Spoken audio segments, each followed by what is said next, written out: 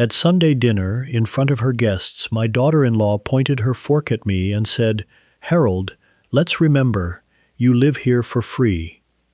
Now that sentence was wrong twice. First, it wasn't free, I'll show you the envelopes. And second, well, the second part is why you're here. 11 days after that dinner, my daughter-in-law called an emergency meeting of every renter on Maple Street. She'd typed up a petition. She was declaring war on the street's landlord, some faceless company that owned every house from corner to corner, including hers. She booked the church basement, made 2 kinds of cookies, and passed her petition down the rows like a collection plate. I attended that meeting. I sat in the front row, and when the property manager stood up and said, "Actually, the owner is here tonight, and he'd like to say a few words," my daughter-in-law was still handing out pens. "My name is Harold. I'm 73. I carried the mail on Maple Street for 31 years, and I have held its deeds for 22. Nobody knew. Not my son, not his wife, not the neighbors on the porches I walked past 10,000 times. And the story of how the freeloader in the guest room turned out to be the landlord of the entire street. Friends, pour your coffee. This one has some laughs in it. It earned them. To understand Maple Street, you have to understand a woman named Rosie, so let me introduce you to my late wife, because everything I own she built. I was a letter carrier. 31 years, the same route, and the heart of that route was Maple Street. 12 houses, 6 a side, oaks down the middle. When you walk a street 5 days a week for 3 decades, you don't just know it. You know it the way a doctor knows a heartbeat. I knew which porch boards were soft. I knew 213's basement took water every March. I knew the Hendersons at 217 were divorcing before the Hendersons did, because the mail tells you everything. You just have to carry enough of it. Rosie was a bookkeeper for a lumber yard, and Rosie had one religion: buy the thing that pays you back. We lived like church mice on my salary, and banked hers entire. And in 1994, when old Mrs. Palace at 209 Maple passed, and her kids wanted quick money for the smallest, saddest house on my route, Rosie looked at me over the ledger and said the 11 words that built our life.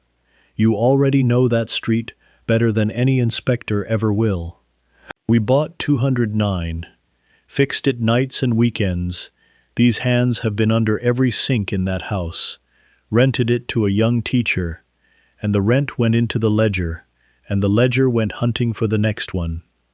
Friends, here is the part people never believe, so I'll say it plainly. A mailman and a bookkeeper bought 12 houses in 22 years. Not with magic, with boredom. Every house on Maple Street came up for sale eventually. Death, divorce, job in another state. I knew before the sign went up, because I carried the letters that caused it. We never overpaid. We never sold. We fixed everything ourselves, and we told no one. Rosie's rule, and by now you regulars know it's this channel's rule too. Money you talk about changes every room you walk into. By 2003, we owned the street, all 12. We put them under a company name, Oakline Property Group, because Rosie said Maple Street Properties was wearing the name tag, hired a manager named Doreen to be the face, and kept living in our little brick 2-bedroom a mile away, and I kept carrying the mail to my own tenants for 6 more years, smiling like the help. Why the secrecy, people ask? Because Rosie watched money ruin 3 families from behind a bookkeeper's desk, and because we were saving it for one boy, our son, Kevin. Kevin, who at this point in the story has no idea and is about to marry a woman named Megan. Rosie went 4 years ago, heart in her sleep, gentle as she was, and 2 winters back, I went off a ladder cleaning my own gutters, hip in 3 pieces, surgeon calling me lucky and lecturing me about the ladder, as if I'd take that from a man who wasn't there. And Kevin, my good, tired, overworked boy, said the thing good sons say, "Dad, you'll stay with us while you recover. We've got the room." Now, where does Kevin live?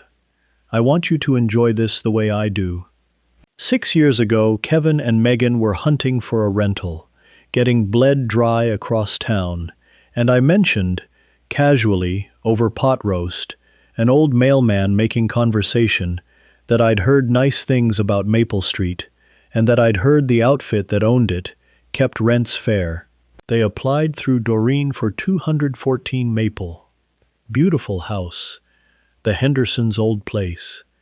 And Doreen called me and asked what rent to put on my son's lease, and I said, "Charge them the 2011 rate, tell them it's grandfathered, and if you ever breathe a word, I'll haunt you before I'm even dead." So for 6 years, my son and his wife lived in my house, at $1,400 a month under market, believing they'd gotten lucky. That's the stage.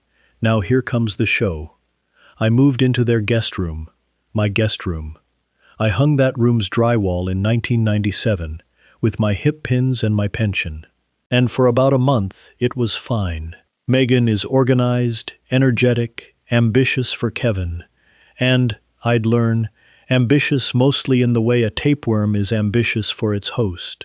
Week 5, she sat me down at the kitchen island with a printed sheet in a plastic sleeve, and honest to God, friends, it had a header in cursive font, Household Contribution Plan. $800 a month from my pension for the guest room. Room and board, Harold. Everybody contributes in this house. We're not running a charity. And I looked at that laminated sheet, in my house, on my street, and I heard Rosie start laughing somewhere, and I'll tell you the truth. I paid it. Cash, first of the month, in an envelope, because I wanted the paper trail on her side of the ledger for once. Every envelope, I wrote the date in the corner, small, in pencil. 22 envelopes, as it turned out. Keep counting with me. The envelopes come back. Why did I pay? Why didn't I just tell them everything, day one? Because of Kevin. And this is the sad chapter, so let's have it quick. My son works 60 hours a week and agrees with the last voice he heard, and the last voice in that house was always Megan's. I watched my boy shrink an inch a year for 6 years of that marriage, and Rosie and I had always sworn the houses would pass to Kevin when I go. All 12, the whole quiet empire. But a wise woman once told me, you don't hand a fortune into a marriage, you watch the marriage first. So I paid the 800 and I watched. Consider it the world's most expensive theater ticket. The show got worse. By spring, there was a chart on the refrigerator with my name on it. Harold, gutters. Harold, lawn. Harold, garage. A 73-year-old man with a pinned hip, out there in July, mowing the lawn of a house he owns, having paid $800 that month for the privilege. I'd wave at the neighbors, my tenants, and they'd wave back at old Harold, poor old Harold, earning his keep. Comedy, friends, takes patience. And the chart was only the visible part. The invisible part was how the guest room slowly grew rules, the way a pond grows ice, from the edges in, quiet, until one day you can't move. My Thursday poker game, 40 years running, 4 old letter carriers and a retired cop, nickel stakes and cholesterol, became a negotiation. Harold, Thursdays are actually tricky for us. Tricky how? I have a hip, not a curfew. Then my truck took up space Kevin needs, so it lived on the street. Then my coffee maker disappeared off the counter because it cluttered the aesthetic. A $12 Mr. Coffee, friends, evicted before I was. Each thing small enough to swallow. That's the design. Nobody hands you a cage. They hand you one bar at a time, and they call every bar a favor. And I want to be fair, because I always am. I like yard work. What I did not like was the narration. Megan had a way of doing kindness out loud, for witnesses. When her book club came over, wine, 7 women, little forks, she'd introduce me like a rescue dog. This is Kevin's father, he's staying with us. We couldn't say no. Once, to the whole table, Harold's on a fixed income, so we keep his job simple. The women made the sound you make at a sad thing, and I stood there, holding a trash bag like a prop. And upstairs in the guest room that night, I wrote the date on an envelope and I laughed until the hip complained. But the night the title of this story happened, the night she said it, I stopped laughing. It was a Sunday dinner, her parents visiting, roast on the table.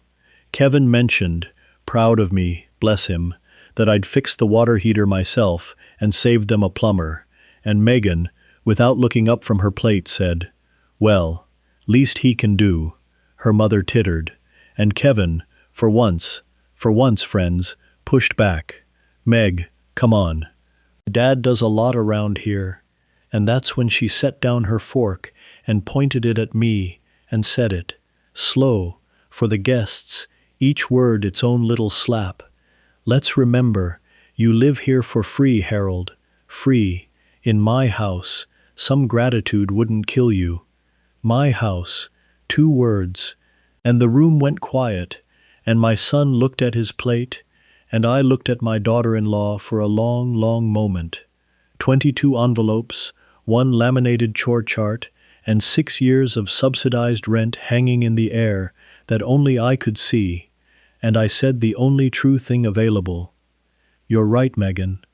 Let's remember." She thought she'd won. You can always tell with Megan, she gets generous after a kill. She offered me more potatoes. 11 days later, she handed me the matchbook to burn her whole story down. By certified mail. Here's what I didn't know was happening in the background. Oakline, my company, had sent the street its annual notice, rents adjusting 3% in the fall. Standard letter, Doreen sends it every year. 11 houses read it, sighed, and got on with their lives. Megan read it and found her cause. First she tried the phone, and Doreen, 20 years of my training, gave her the standard weather report. "Rates are set by ownership, ma'am." Then Megan did the thing that entitled people always do, the thing I'd been quietly waiting 6 years to see if she'd ever do. She went looking for leverage, and she found some, she thought, right down the hall, in the guest room. On a Tuesday morning, Doreen called me, and I could hear her holding the paper away from her face, like it was wet. "Harold, you need to hear this one standing up." A certified letter had arrived at Oakline Property Group from the tenant at 214 Maple. 3 paragraphs. Paragraph 1 demanded the rent increase be cancelled. Paragraph 2 demanded 11 repairs, itemized, in a house I have personally maintained better than my own teeth. And paragraph 3, friends, I have it framed. Paragraph 3 reported a lease violation at 214 Maple. An unauthorized long-term occupant, an elderly man, living in the home without the landlord's knowledge or consent, and stated that the tenants would not object to the landlord requiring his removal. Read that again the way I had to. My daughter-in-law wrote to her landlord, to the faceless company she'd never bothered to learn one thing about, and offered me up. She tried to use my own company as the muscle to put me on the curb. She reported me to myself, and she signed it, and Kevin, and I checked the ink twice, and this is the part that kept me up. Kevin's signature was on it too. Doreen said, "What do you want to do?" And I stood in that guest room, holding 22 months of pencil dates, and what I felt wasn't rage. You regulars know the feeling by now. It's the cold, quiet click of a thing finally seating itself into place. Rosie's voice, "You watched the marriage first." Well, I'd watched. The exam was over, and one of the 2 people in that house had just failed it in writing, and the other had failed it with a pen he probably didn't read above. I said, Doreen, write back to 214 on letterhead. Tell them ownership takes lease compliance very seriously, and that the owner will address the street's concerns in person. She was quiet a second. Then she said, 20 years she's waited for this. Harold. Can I book the church basement? Megan did us one better. By the weekend, my rent increase letter plus Doreen's ominous reply had turned her into Joan of Arc. She typed a petition. She door-knocked 11 houses, my houses, rallying my tenants against me. She scheduled a Tenants of Maple Street emergency meeting for Thursday, 7 p.m., church basement, and told everyone the mysterious owner had finally agreed to show his face. Thursday morning, she reminded me to mow the lawn before her meeting. I did too. I wanted the street looking its best. It was going to have a big night. 7 p.m. Folding chairs, coffee urn, 2 kinds of cookies. I'll be fair to my daughter-in-law forever on this one point. The woman can cater. 9 of the 12 households showed.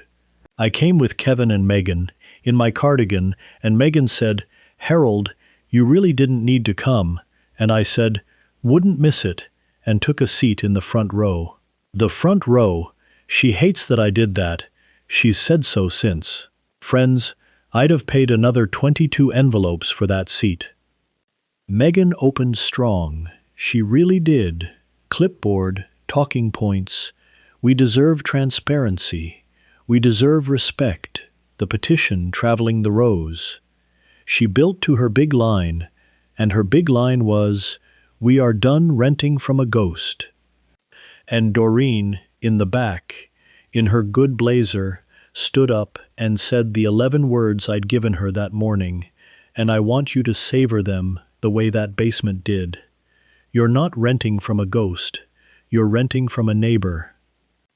Then the owner of Oakline Property Group, every deed, every house, 22 years, would like to say a few words. And she looked at the front row, and so did everybody else, following her eyes, the whole basement swiveling. And I stood up, out of the folding chair, in my cardigan, and turned around to face them, and watched 40 people's faces do arithmetic. The teacher from 209 got it first.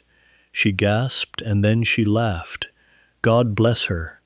The rest arrived in waves. And Megan stood at her podium, doing the math slowest of all, clipboard sinking like a flag with no wind, and I watched 6 years reorganize themselves behind her eyes, the grandfathered rent, the handy old man who fixed water heaters, the chore chart, the envelopes, the certified letter. Oh, friends, I watched the certified letter arrive in her eyes like a train. I kept it short. A basement is not a courtroom, and these were my neighbors, my tenants, my street. I said, most of you know me as the mailman. I carried your letters for 31 years, and for 22 of them, Rosie and I owned these houses, and we kept it quiet because we liked you better as neighbors than as tenants. The 3% stands, first increase in 4 years, and 213, your basement pump is already ordered. It'll be in before March. A little laugh, the good kind. Any questions? Doreen's your girl. She always has been. And then I looked at my daughter-in-law, and in front of that entire basement, I said the gentlest sentence I have ever meant less gently. And Megan, about your letter. The owner has reviewed the unauthorized occupant at 214. I let it sit. He's decided the old man can stay. It's the least he can do, after all. And I picked up my coat off the folding chair. The man lives there for free. The teacher from 209 had to leave the room. What happened after, plainly, because you've earned it, and I don't stretch endings. Kevin found me on the porch of 2009 that night. The little house, the first house, Rosie's house, empty between tenants, where I'd walked after the meeting to sit on the steps I rebuilt in '95. My son sat down next to me and said, "Dad, the letter. She told me it was about the repairs. I signed I didn't read it. I signed it. And then my 60-hour-a-week boy put his face in his hands and said the truest thing said all year. I stopped reading a lot of things. We talked a long time. I told him everything. Rosie, the ledger, all 12, the grandfathered rent, why we watched and what we saw. I told him the houses were always meant to be his, and that they still are, in a trust now, drawn up that same month, the kind with his name inside, and no marriage on the outside of it. And I told him the part he flinched at, but needed. Son, I didn't lose respect for you when she said I live here for free. I lost it when you looked at your plate. He didn't argue. That's when I knew he'd be all right. Megan, and I'm going to be measured here, because this channel doesn't dance on graves. Megan learned about the trust from Kevin in an honest conversation, the kind he'd stopped having. And within 4 months, the woman who fought like a wolverine to get my $800 a month discovered the marriage no longer had an inheritance attached to it, and she was gone by spring. Filed first, even. I've heard people say she left because of the humiliation in the basement. I don't believe that for a second. Wolverines don't embarrass. They just recalculate. The rate, at $214, went to market when the lease renewed. Kevin pays it. Insisted on it, actually, and pays it on time, to Doreen, like everybody else. And there's more spine in that than in anything I could give him. And the 22 envelopes? I handed them back to him, cash intact, every pencil date in the corners. Your household contribution plan, I told him. Put it toward the deposit on 209. He lives there now, the little house, Rosie's house. My mail carrier's route now has my son on it, and some mornings I walk it anyway, hip pins and all, just to see the porches. People ask why I never told them sooner, why I paid the envelopes, mowed the lawn, ate the introductions. And here's the answer, and it's the whole lesson. Because a secret fortune is the finest character test ever built. Everyone in your life is already telling you exactly who they are. They're just telling you at a volume that money would drown out. Rosie knew that. Rosie knew everything. I just carried the mail. So here's what I'll leave you with. Before you hand your life's work into a family, watch how they treat you when they believe you have nothing. The ones who are kind to a poor man will be safe with a rich one. The ones who hand a poor man a laminated chore chart, well, they'll show you. In writing, if you're patient. Certified, if you're lucky. Your verdict in the comments, and this one's got the whole street arguing. Was I wrong to let it go all the way to the church basement? Should I have told Kevin the truth years earlier and spared him? Or does a father have the right to watch the marriage first? Team early truth or team watch first? Pick your side. I read every single comment, and yes, the teacher from 209 reads them too now. And if you believe the quiet ones see everything, subscribe. Because next Sunday, a granddaughter slips her grandpa a note under the Thanksgiving table. 6 words, "Grandpa, check your bank before you sign." What he found in that account is next week's story, and it is a cold one. Take care of each other, and write the date in the corner, small, in pencil.